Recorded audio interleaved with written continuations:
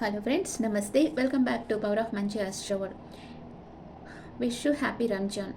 రంజాన్ జరుపుకునే brother and సిస్టర్స్కి, వాళ్ళందరికీ, మా ఫ్రెండ్స్కి అందరికీ హ్యాపీ రంజాన్ అండ్ ఈద్ ముబారక్. ఈరోజు నేను మీ పర్సన్ కరెంట్ ఫీలింగ్స్ చెప్పబోతున్నాను. మీ మనసులో ఎవరన్నా ఉంటే వాళ్ళ పేరు తలుచుకోండి. వాళ్ళు మీ గురించి ఏం ఆలోచిస్తున్నారు, వాళ్ళు మీ గురించి ఎలాంటి యాక్షన్ తీసుకోబోతున్నారో చెప్తాను. Okay, please angels give me accurate reading for my viewers. ఇప్పుడు చాలామంది వాళ్ళ పిల్లల్ని అమెరికాకు పంపించేస్తున్నారు. అంటే అమెరికా మీద ఇంకా మోజుంది, కానీ ఈ యంగ్స్టర్స్ ఉన్నారే వాళ్ళు మేలుకున్నారనమాట. అమెరికాకి వెళ్తే మనం మనీ సంపాదించే ఒక రోబోట్స్ లాగా తయారైపోతున్నాము. ఇంకేం లైఫ్ లేదు అక్కడ. అండ్ మనమే అన్ని పనులు చేసుకోవాలి. మనకి అక్కడ సర్వెంట్స్ కూడా అంత దొరకరు. ఏది కొనాలన్నా చాలా రేట్ ఉంటుంది.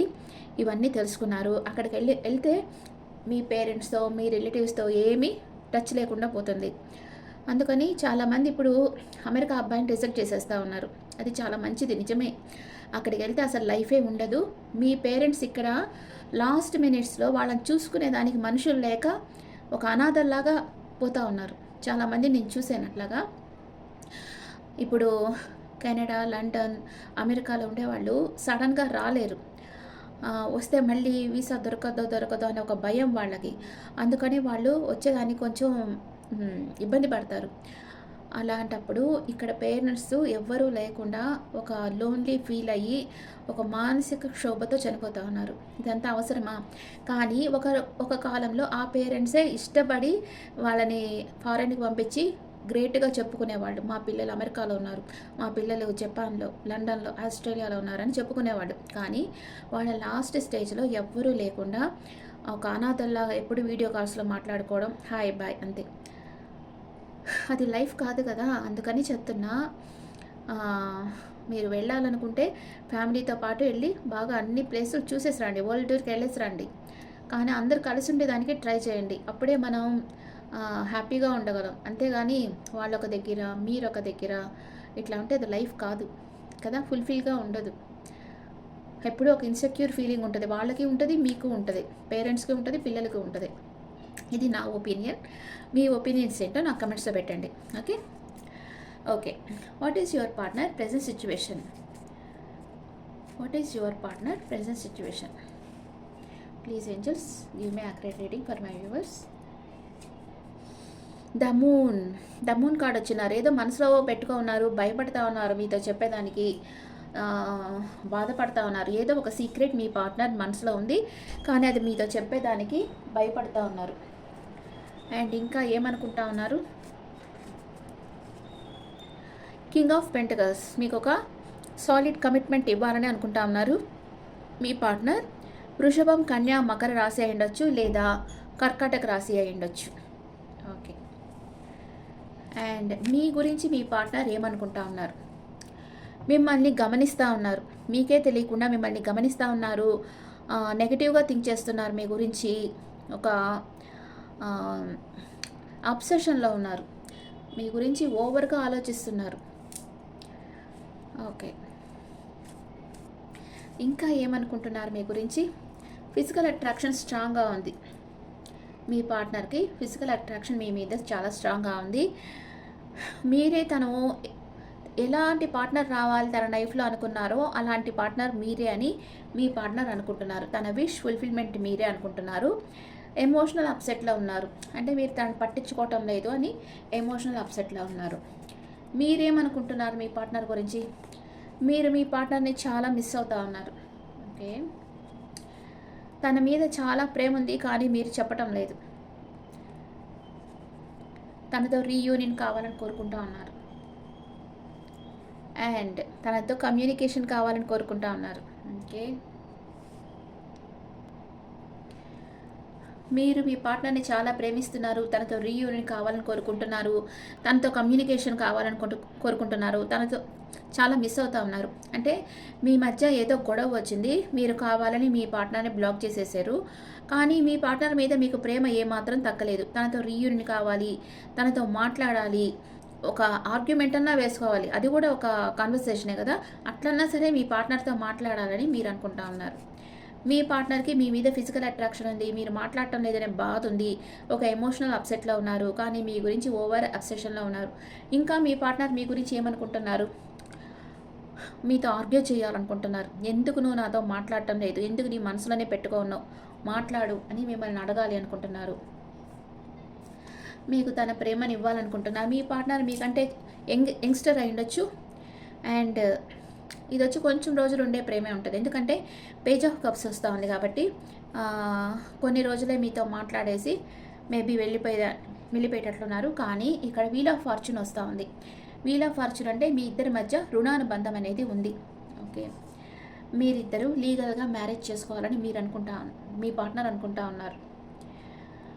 మీ ఇద్దరిది రుణానుబంధం, మీతో లైఫ్ వచ్చి చాలా బాగుంటుంది, 360 డిగ్రీ లెవెల్లో చేంజ్ అవుతుంది.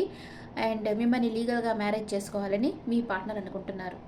మీరేమనుకుంటున్నారు, మీరు కన్ఫ్యూజన్ స్టేట్లో ఉన్నారు.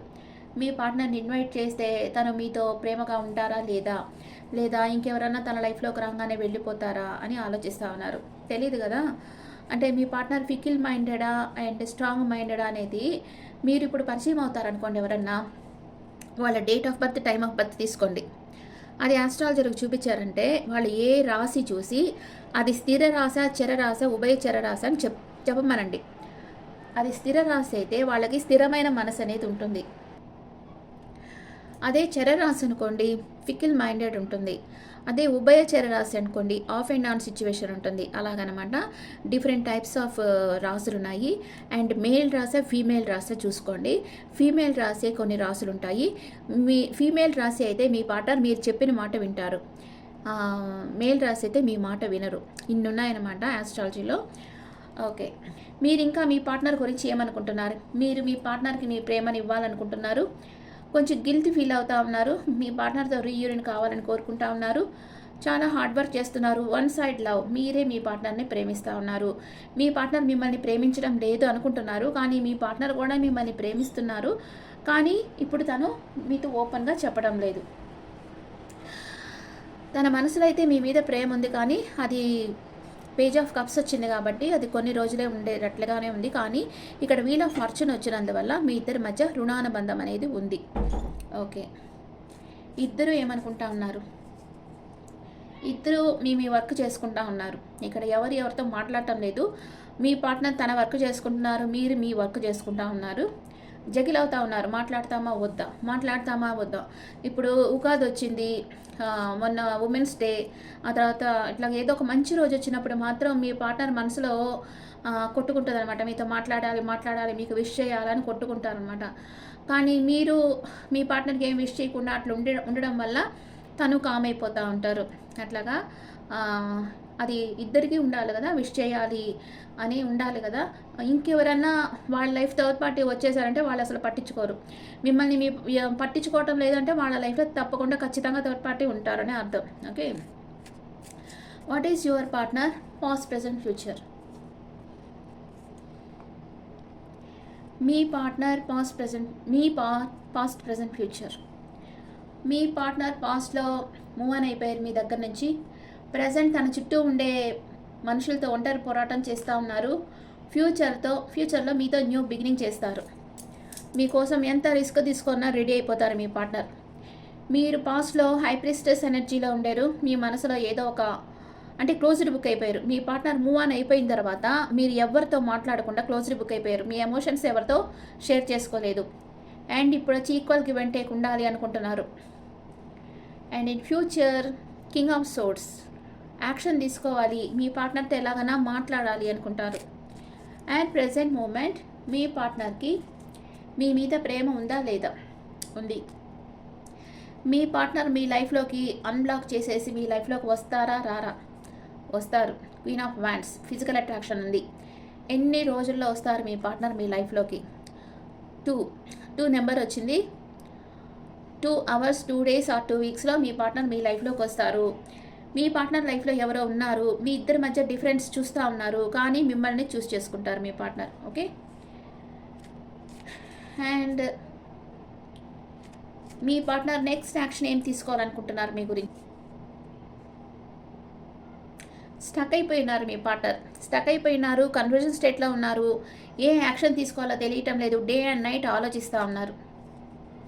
వెయిటింగ్ ఎనర్జీలో ఉన్నారు. మీకు నమ్మక ద్రోహం చేస్తూ ఉన్నారు. అంటే ఎవరితోనో ఫ్లర్ట్ చేస్తూ ఉంటే కూడా ఈ కార్డు వస్తుంది. మీకు నమ్మక ద్రోహం చేస్తూ ఉన్నారు. ఎవరితోనో మాట్లాడుతున్నారు మీ పార్ట్నర్. తన ఎమోషన్స్ని బ్యాలెన్స్గా పెట్టుకున్నారు. షేర్ చేయటం లేదు. ఓకే, ఇప్పుడు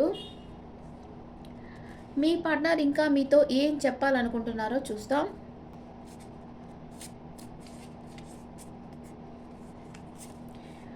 conversation. I want to call you and hear your voice. మీతో మాట్లాడాలనుకుంటున్నారు. I want to tell you the truth. ఏదో ఒక నిజం చెప్పాలి, నీతో కాల్ చేసి నీతో మాట్లాడాలి, నీకు ఒక నిజం చెప్పాలి అంటున్నారు. మీరేమనుకుంటున్నారు? New chapter. I'm trying to move on. మీరు మూవ్ ఆన్ అవ్వాలి, ఇంకో న్యూ చాప్టర్ ఓపెన్ చేయాలనుకుంటున్నారు.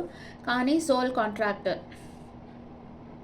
మీ ఇద్దరి మధ్య సోల్ లెవెల్లో కనెక్షన్ ఉంది. మీ వల్ల కావటం లేదు మూవ్ ఆన్ కావాలంటే. ఒక థర్డ్ పార్టీ సిచ్యువేషన్ వల్ల మీరు ఇద్దరు విడిపోయి ఉన్నారు. ఇద్దరు అదే అనుకుంటా ఉన్నారు. ఇద్దరు ఒకరినొకరు మిస్ అవుతా ఉన్నారు. Absence. I feel like A part of me is missing without you. నువ్వు లేకుండా ఉంటే నా బాడీలో ఒక పార్టే లేనట్లుగా ఉంది అని ఇద్దరు అనుకుంటా ఉన్నారు. ఇద్దరు మిస్ అవుతా ఉన్నారు. అంత మిస్ అయ్యి అంత ప్రేమ ఉన్నప్పుడు మాట్లాడుకోవచ్చు కదా, ఎందుకు మాట్లాడుకోవటం లేదు? ఓకే, మీ ఇద్దరి మధ్య సోల్ టై అనేది ఉంది. I always feel connected to you. తను ఏం చేస్తున్నా మీ గురించిన ఆలోచనలు తనని వదిలిపెట్టడం లేదు. మీ గురించి ఎప్పుడూ ఆలోచిస్తూనే ఉంటున్నారు మీ పార్ట్నర్. మేషరాశి నుంచి మీనరాశి వరకు ఉంటే మీ గురించి ఏమనుకుంటున్నారో చూస్తాం.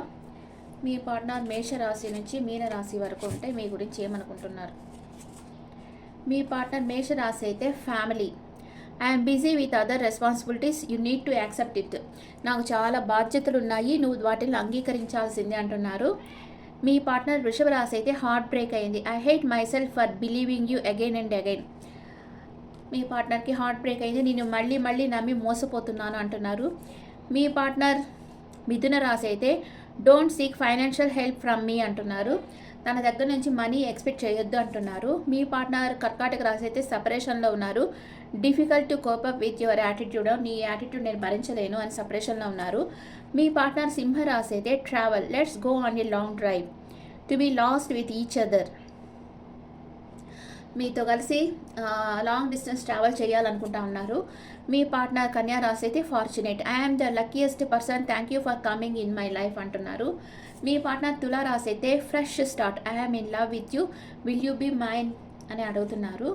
అండ్ మీ పార్ట్నర్ వృశ్చిక రాశి అయితే acceptance. I accept you with all your flaws, you are my world.